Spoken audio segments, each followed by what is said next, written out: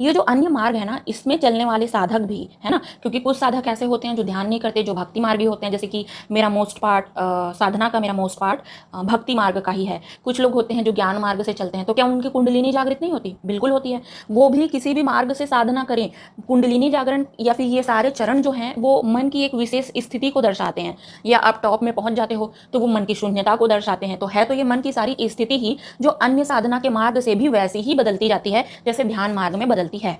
ठीक है, तो आप इस भुलावे में मत रहना कि कुंडलिनी जागरण के लिए आपको ध्यान करना जरूरी है। नहीं, वैसे ज्यादातर लोगों के लिए यही काम आएगा, ध्यान ही काम आएगा, क्योंकि मेरे एक्सपीरियंस में मैक्सिमम लोगों को ऐसा होता है कि ध्यान से ही बातें समझ में आती है, और बहुत रेयर होते हैं वो लोग जिन्हें मैं कुछ बोलूं और बात समझ में आ जाए, या जो सिर्फ बातें सुन के ही सीख जाएं। ठीक है, वो लाखों में एक होते हैं। तो जनरली लोगों को ध्यान से ही बात समझ में आती है, इसलिए प्रचलन ये है, लोग इजीली ये समझते हैं कि अगर आप ध्यान नहीं कर रहे हो तो आपकी कुंडलिनी जागृत नहीं हो सकती। ठीक है।